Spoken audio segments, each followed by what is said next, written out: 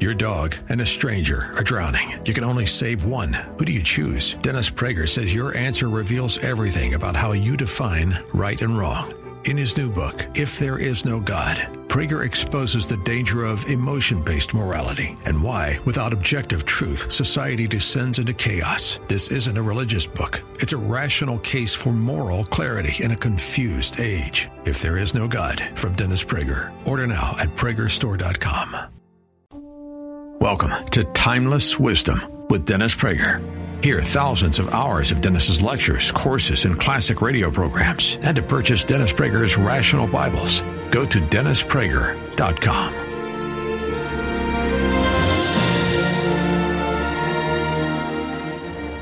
And here we are, the Ultimate Issues Hour on the Dennis Prager Show. How you doing, everybody? This is the hour each week devoted to some great issue of life on the Dennis Prager Show. The issue today is the magnificently large difference between being spiritual and being religious. Whenever somebody tells me, well, I'm not in any religion, I don't believe in any organized religion, but I'm a very spiritual person. I'm sure that the person is sincere and may very well be a wonderful person.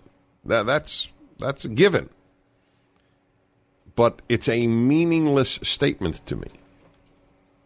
Meaningless, and by and large, there are exceptions.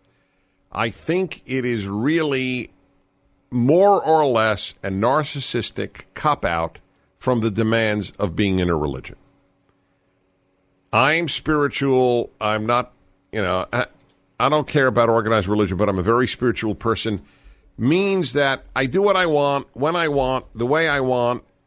I feel God, and have a nice day. Now, if you're one of those who regards yourself as spiritual and not in an organized religion, not religious, and they are obviously not the same, that doesn't mean that religious people should not be spiritual. They should. But I'm arguing that spirituality without religion is highly suspect. 1-8-PRAGER-776. If you're one of those who is spiritual but not religious, give me a call and explain yourself to me. You know I will treat you with great respect. 1-8-PRAGER-776. 1-8-PRAGER-776. It by and large, to me, when I hear that statement, I am spiritual, but I am not religious, or I am not active in any organized religion, I don't even know what they're talking about. What does that mean? That you see God in trees? And I'm not being mocking at all. But I want to know, what does it mean? If you are spiritual without any religion, what is your code book, moral code book? To whom are you accountable for your behavior toward fellow human beings? Where do you get your moral values from if you're spiritual but you are not involved in any religion? Where do all these things come from? So I it's a challenge to you, and you may persuade me that it's a good route, but I don't think it is. And so let's begin here with Jose. Jose in Sacramento, California. Thank you for calling, Jose. Dennis Prager. Hi, how you doing, Dennis? Well, thank you. I was a Christian, and I studied the Bible. But through different congregations that I've been in, I was a Catholic before. Just too many problems in the churches, so now I just kind of practice by myself. Well, wait. I'm sorry. Practice what by yourself? Just being a good Christian, or not really a Christian, not based off of the religious part of it, because that's where things get confusing. Just establishing a relationship with God Himself. Okay, now the God that you have established a relationship with is to be found where? If I wanted to also establish a relationship with this God, where would I look to learn about this God? The Bible. Well, but the Bible has come to us through religious people. It came through us through the apostles who wrote the scriptures, and then it was taken by, the Catholics, the Romans, and then, then they took some books, perverted some of the things. I believe women have a right to be out there preaching the gospel as well. I believe a lot of different things, and that's all based on, convictions and just, things that, God has, shown me. He gives me but sometimes. How do you know that God has shown you anything? Do you? I'm not saying He hasn't, but how do you know that? The way I know is because one time I went to a non-denominational Christian church in Hawaii, Pearl Harbor, and that was the first time I've ever been to anything like that. I used to be Catholic, like I said, and I was I had raised my hand to get saved, and I didn't know what I was getting into, but then I got, they prayed over me, and all of a sudden I started speaking in tongues, and it was just like I knew that the words that were coming out of my mouth were straight, like from my inner self. But you're not even part of one of those churches anymore. It's really now, why would I be wrong in saying that your religion is Joseism? Because it's not. I established a relationship with God. Yeah, but nobody is monitoring that relationship. It's just what you think it is. There's no community. There's no text. There's nothing. I fellowship with different people, but I do not put myself in any congregation or anything or any church or any establishment because of the people. That there's too much conflict within. I don't know right now. But you all right? So hear me out, Jose, and thank you for your honesty and openness. Jose, in my opinion, has taken the easy way out. Every one of us involved in an organized religion knows the religion's limitations. It's filled with human beings, so immediately there is going to be conflict and politics in every church and in every synagogue. That is inevitable. Because we are human beings, that is inevitable. The pastor will be flawed, the priest will be flawed, the rabbi will be flawed. That is another part of it. But at least you have before you a community of people that can monitor one another, that you have to work off. It's like saying, I want to be alone, I don't want a family, because every family has conflict. Every family has conflict. So why have a family? If the issue is there is conflict, hypocrisy, conflict, all these other things, then don't have a family. I'm arguing here for organized religion as opposed to just spirituality.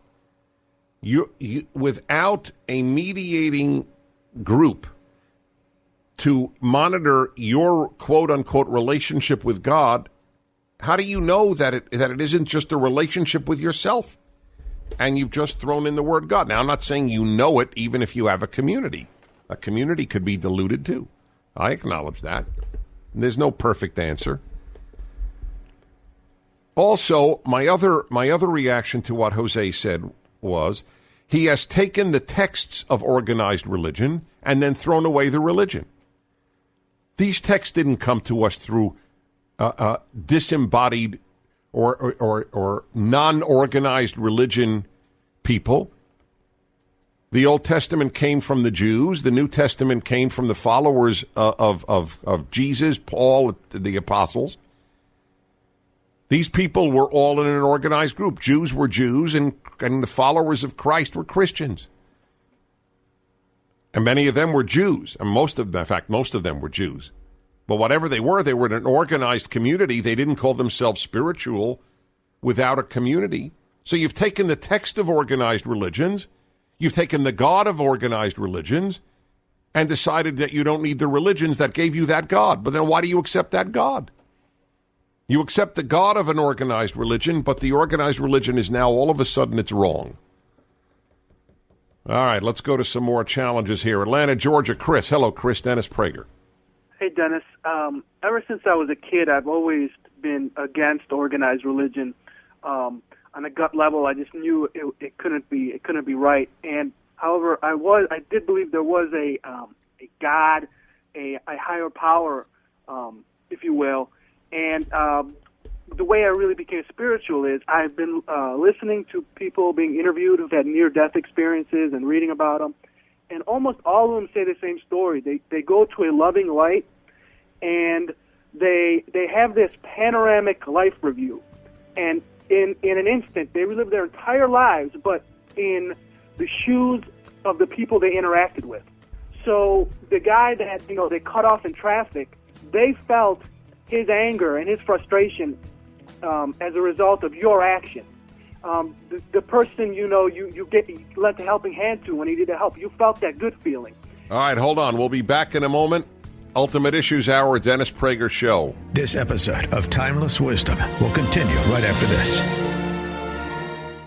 Health insurance rates in America are surging, leaving millions without affordable options. But Christians don't need to waste money on a broken system. Christian Healthcare Ministries is an alternative to health insurance at half the cost. With CHM, fellow believers contribute monthly to help pay each other's medical bills while lifting one another up in prayer. It's financial and spiritual support when you need it most. Join CHM today by visiting chministries.org/wellness. That's chministries.org/wellness.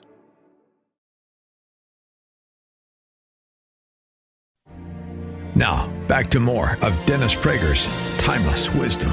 We have a code here on the board when Eva takes your calls. If you disagree, the letter D comes up. And right now, we have 6 lines at any given time that can be called. Line 1 says D.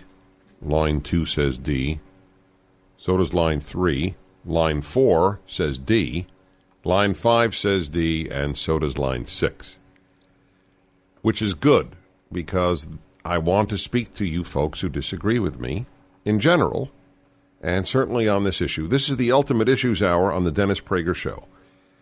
Every week at this time, some great issue, and this one is spirituality versus religion.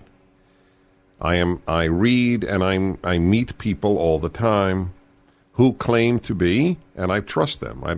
When I use the word claim, it is not disparaging. Who say that they are spiritual but not religious, or spiritual but not involved in a religion.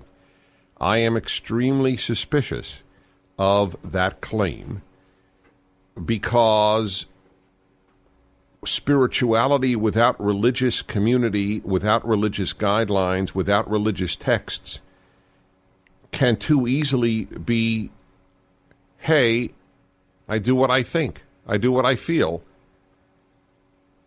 And we go back to Atlanta, Georgia, and Chris. So, Chris, that's my fear, that it's almost like saying, I'm very mathematical, but I don't have any math that I subscribe to.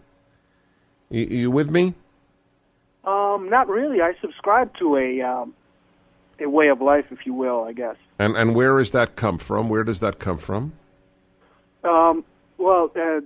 The life review I talked about, and feeling what you put out and what you cause other people to feel, has definitely reshaped my life. The next time, I go to cut someone off in traffic, or the next time I get mad at somebody and want to get back at them. Yeah, well, that's wonderful, and I say that with all sincerity. But let me ask you some of the hard questions. What does that tell you about war? What is your spirituality? What is its guideline on war?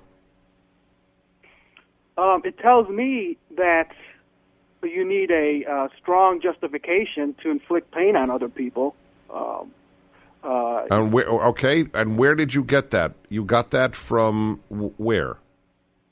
Well, I mean, I don't know if necessarily you can apply it to every, have an application for every part of life. See, I happen to agree with you. You do need a strong moral justification for a war. I happen to agree with you, but I got that from a value system. I didn't get that just from my innards, knowing that I'm in spiritual touch with the universe. I think that you don't give credit to the value system that gave you these values. But Dennis, you brought up war. With all due respect, I mean, I assume you support this Iraq war, and I don't think that it was justified at all. So your system has led you astray, in my opinion. Well, your system has led you astray, in my opinion. So tell me, what was the last war your system would have justified? I think you should only go to war if someone's barreling down your borders. So, in other words, if somebody is committing genocide in his society against his own people, we should not go to war. Well, I mean, what does Christianity or Judaism say about that? Wait. Answer me. Well, I know what they say. I'll tell you exactly what they say. Do not stand by the bloodshed of your neighbor. It's a major dictum that is in the Bible. So that if there is genocide in another civilization, in another society, and I have the means to stop it, then of course I should use it. So that's why I was afraid of the narcissism of spirituality. Unless they're about to attack me, I don't make any war. No war. So if Pol Pot is exterminating a third of his people, if Hitler is exterminating the Jews, if Stalin is exterminating the Ukrainians, we just stay spiritual. We don't bug these people. That's my worry.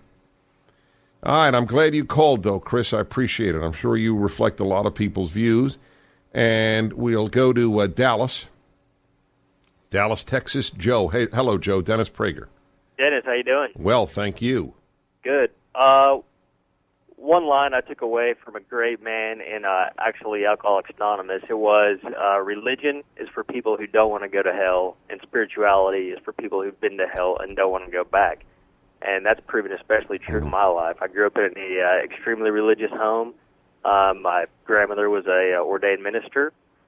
And religion in my youth was basically guiding people, including myself, towards a first-hand relationship with God.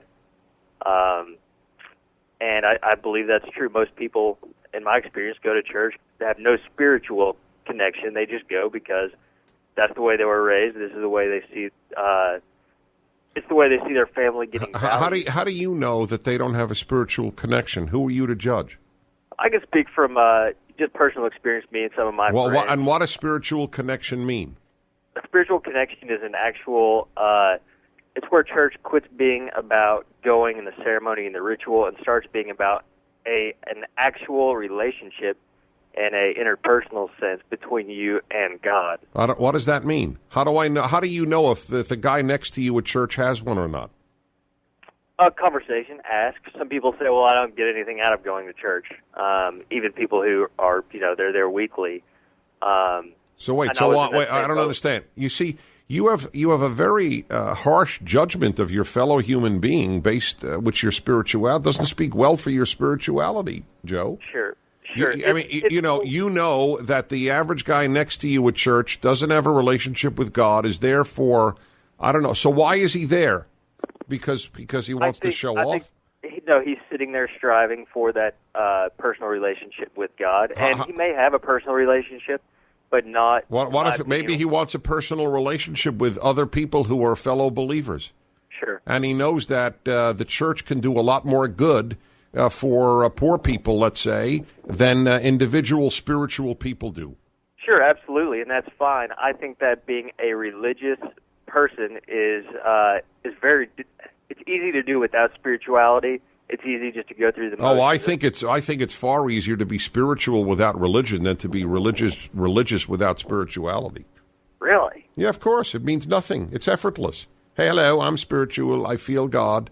Don't bother me with having any obligations to a community or to a text or to a code.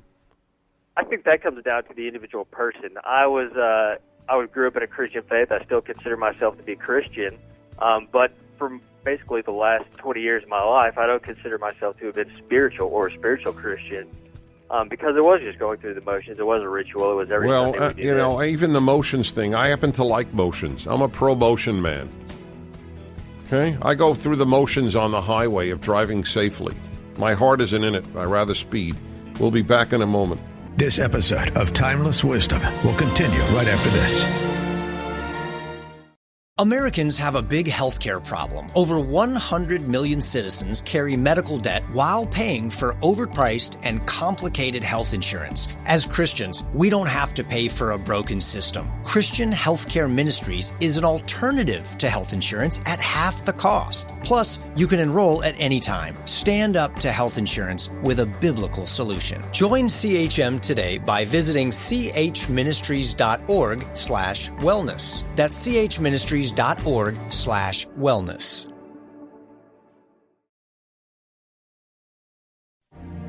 Now, back to more of Dennis Prager's Timeless Wisdom.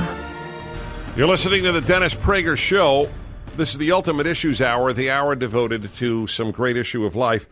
And I am challenging those of you, and there are many, many, many, many, both in my listening audience and in the society generally, who say that they are spiritual but not religious. And that is an important distinction, and it's an honest one. Dennis, or whomever you're talking to, I am a very spiritual person, but I'm not involved in any religion. I am personally suspicious of that because religion provides you with a community, with a text, with a way of objectively, at least by communal standards, assessing your behavior. It forces you to be responsible for the continuity of a value system. Whereas spirituality is, this is how I feel about God, or I feel about nature, or I feel about what will happen to me after I die, and that's it. It's extremely, and even among good people, it doesn't mean that they're not good. There are very fine, there are fine atheists. I'm not talking about your goodness, but it is rather self-centered by definition. It is me and God, me and the spirits, me and nature, whatever it is your definition of spirituality is. All righty, and let's go to some more of your calls. Everybody still disagrees, and that's good. I have no problem with that. But maybe we'll get one person who agrees. Just maybe. It's okay. All righty, and let's go to Kent in Hercules, California. Good morning. Hi, Kent. Hey there. Yeah, being spiritual to me is having a desire to find and join with the divine and the sacred, whereas being religious is following a traditional recipe. And a person who is religious but not spiritual is someone who goes to church, does the rituals, but has no real internal effort to seek the sacred, and they're completely uninspiring. Whereas a person who follows a religion and makes a sincere internal effort is both religious and spiritual, and they are inspired. These people are genuinely inspiring to be around. And people do choose religions according to their feelings, so they are also based on feelings and have a certain level of suspectness there too. And there's a saying... Yeah, there is a certain level of that. I agree with you. There's no perfect answer to my question, but you have invalidated, those of you who are spiritual and not religious, have invalidated all of the standards by which a community can judge what is right and what is wrong. I would say no because, I would call myself among that, but I don't invalidate. I look at religions for clues because, these religions are based upon people in history who have had experience, who have been touched by the divine, or so it seems. See, when you say the divine, is it the divine that I understand, or is it the divine that Kent has invented? The divine that these people describe. They describe it as divine, something sacred. Wait, which people? The people in the Bible? Well, those plus, like some people out of the East, some Buddhists, some Hindus. No. Buddhists don't speak about the divine. Well, they don't. They don't. Okay, that's my term. Okay, they're pointing to something great. Okay. Well, so then I don't know what. Well, other than Kent, how does Dennis know the divine that Kent knows? Well, I don't know. These people. Then how do I know it isn't Kent worshiping Kent? Oh, you don't. You're an honest man. Yeah, that's right. But at least now you know I am suspicious of it. The divine. What is the divine that Kent is talking about? It is the divine that Kent is talking about. End of issue. It's certainly not shareable. You can't share it. One thing about religion is I can share the divine with you. Kent's divine is Kent's divine. And again, folks, I'm not assessing you as people, God knows. There are a lot of crappy people inside of organized religion, a lot of lovely people outside of it. But I'm telling you why I'm suspicious of the term, that's all. Doesn't mean you're a bad person. I'm not making anything even suggesting that. All right, 1-8-PRAGER-776. I like this one. Since no religion is perfect, I prefer to create my own. That's awesome. You know what? I love your honesty, folks. Even if the point is a little silly. I still love honesty. We'll be back with that and other points disagreeing with me on Ultimate Issues Hour. This episode of Timeless Wisdom will continue right after this. Americans have a big healthcare problem. Over 100 million U.S. citizens carry medical debt, but that's not the whole story. With health insurance, your out-of-pocket and monthly costs are way too high. You get surprise bills, denied claims, and poor customer service. That's a serious burden. As Christians, we don't have to pay for a broken system. Christian Healthcare Ministries is an alternative to health insurance at half the cost. You can enroll at any time and join a proven, faith-based solution that's both reliable and affordable. CHM isn't just help, it's financial and spiritual support when you need it most. Families across the country count on CHM to step in during their hardest moments. And it works. Stand up to health insurance with a low-cost, biblical solution. Join CHM today by visiting chministries.org/wellness. That's chministries.org/wellness. Now, back to more of Dennis Prager's Timeless Wisdom.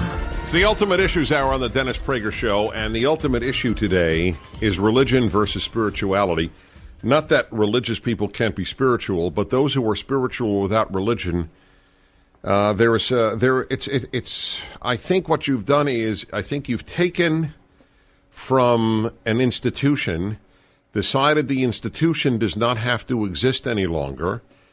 And that it would be, for example, I guess it's not a perfect analogy, but it would be as if one were to attend a university with all its flaws, and I think they're very flawed. Nearly all of our places of learning are flawed. And to say, but from now on, there will be no more formal education. I will decide what is to be learned, if anything, and I will not perpetuate any institutions of learning. Religion, unless it's a bad religion, religion is a flawed but necessary institution for the conveyance of values, of religious and moral values. Without it, how do you convey it to the next generation? This is how daddy feels spiritual? This is how mommy feels spiritual? So with all their flaws, that's why I'm arguing for religious life. Let's go to Earl in Minneapolis. Hello, Earl of Minneapolis. Dennis Prager, hi. Hi, Dennis. I actually agree with your basic premise, but I'm curious about one thing. I don't want to put words in your mouth, but I recall hearing you say that you classify yourself as observant, but as not accepting rabbinic Judaism. Well, I accept rabbinic Judaism. I don't accept that it can't be changed. That's the only difference between me and Orthodoxy. But isn't that something that rabbinic Judaism itself would have to tell you? No. The rabbinic Judaism was never founded not to change. It's fossilized because of a whole host of sociological and psychological and human frailty reasons, but it was never meant to be static. As one great Jewish thinker put it, he said his fellow Orthodox Jews, and he was Orthodox. Who was it? There was a great thinker, became Karaites of the oral law. In other words, they did to the oral law what Karaites did to the written law, which said it can't develop any further. Anyway, the only reason I'm not going on with that, Earl, is because it's going to be a little esoteric for most of the audience, but I would love to continue the dialogue. It's one of my favorite subjects in the world. Thank you. And anyway, I call myself religious, and I am. But acknowledge for the sake of the Orthodox that I'm not Orthodox, because I don't want anybody to pin any bad things they think of me on the Orthodox. 1-8-Prager-776, and let's go to Cleveland and Janet. Hello, Janet. Dennis Prager. Hi, Dennis. How are you? I'm well, thank you. Oh, good. This is a little bit off, I think. I agree with your premise also. My problem is I belong to a church that doesn't exist anymore, and that's the old Catholic Church, pre-Vatican II. And I just, over the years, they seem to have changed so many things, and I'm what you call a fallen away Catholic, or what the church calls a fallen away Catholic. Yeah, but the things that were changed, for example, the Tridentine Mass, is that what you're referring to? Well, that's one thing, yeah. Well, all right, but there are, you can find churches that, in fact, still have the Latin Mass. Well, where I live, I don't know of one. Yeah, but there all right. Probably is. Okay, but then you should not fall away. That's my point. Those of you who have problems within your religion, but who claim to be truthful to it, you're not alone. And you gather with others who feel like you, and you make a new one. By the way, I have no problem with variations on a theme within a given religion. That's how religions have begun anyway. They've all been spawned by a prior affirmation of something. It's the do-it-yourself spirituality that I'm speaking about here. I'm not asking everybody to be Orthodox, capital O or small o, in their religion, but I am asking people to understand that without religion, all of your spiritual values, and certainly the moral values that religion brought to you and which you tend to embrace, have no vehicle to be carried to the next generation. Okay, let's go to Lakewood, Colorado. Joe, Dennis Prager, hi. Hi, Dennis. This actually might be a hybrid agree-disagree kind of call as I think about your conversations with other people. The scriptures are the word of God. Religions are the work of man. And as far as I'm concerned, Dennis... yeah, but it is religion that gave us the scriptures. Well, and I go to church. I am a Christian. I attend a Christian church, but I changed my church in a heartbeat. I think that Christianity, Catholicism, and Judaism have all perverted God's word to the point of... So who has it... Wait, issues. Who has God's word pure? Scriptures. Yeah, but Scripture as understood by Joe. Look, I do tabernacle with other people, but let me give you an example. No, but if you, I'm sure, do you know 20 other people who think exactly about the Scriptures as you do? I can only find them on the internet, Dennis, and I don't consider that. So, okay, so you know I don't mean this in any way insulting. It's not my style, but isn't it a little arrogant to think you and a handful of other people on the internet know the Scriptures better than anybody in Catholicism, Protestantism, or Judaism? Well, you took a leap there. I don't know Scriptures as well as many people. No. Understand them. That's what you're claiming. No, it's not. You said you accept Scripture, but not religion, because all the religions have perverted it. That means that Joe has a better grasp of the Scriptures than all the Protestant churches, Catholic churches, and Jewish synagogues. I mean, Joe, that's a pretty big dose of self-confidence. Forgive me, I got to take a break. We return. Final segment of the Ultimate Issues Hour coming up. All righty, everybody, you're listening to the Dennis Prager Show, the Ultimate Issues Hour. The ultimate issue today has been my argument that being spiritual without religion is very suspect. Religion is the thing you got most of your values from, and then you say, well, we can chuck it. Don't need it, don't need the community, because it's flawed. Whereas your spirituality is not flawed? That's really something. That's more than, I mean, I'm pretty self-confident, but boy, I would never make that claim. Oh, boy. My spirituality is perfect, but Judaism, Protestantism, Catholicism, all of religion, they're flawed. Dennis isn't. I can't go that route, my friends. Brett might, however. Brett in Burbank, California. Hi, Dennis Prager. How you doing, Dennis? I'm well, thanks.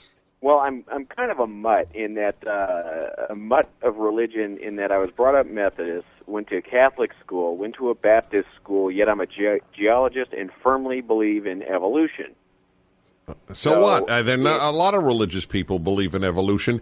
They don't believe in evolution as unguided in any way by God or godless. You see, but I don't see any problem. I think there are problems with evolution that are scientifically based. I don't deny it, but I think there are problems with it. But you can be religious and believe that things evolved.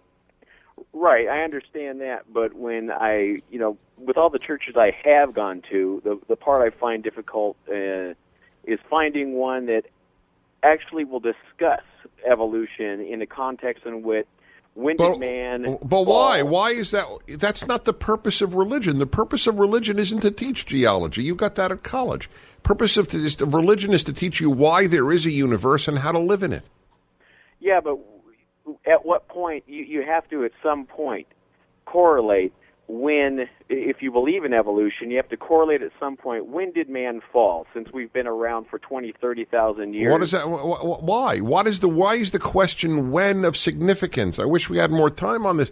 You're asking questions that are not the province of religion. I've never discussed geology with a minister, priest, or rabbi. That's not what I go to them for. I don't talk geology with my podiatrist. I don't talk podiatry with my endocrinologist. You talk to religious experts about the meaning of life. Why is there suffering? What does God want from us? What is the meaning of life? Geology does not give you any of those answers, nor does spirituality. Religions do.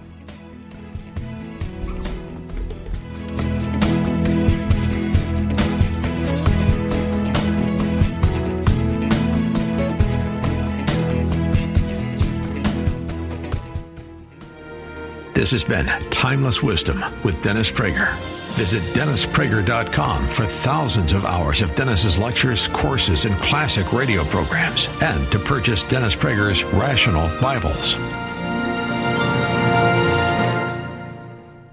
Let me ask you something. Do you ever feel like the financial rules are different depending on who you are? For years, Washington has operated a two-tier system. Regular investors are told to stick with the basics, while well-connected insiders get access to opportunities most people never hear about. Now, a major AI-driven build-out is creating a new income-style opportunity tied to that shift. To see what it is and how it works, visit planwithoxford.com. That's planwithoxford.com.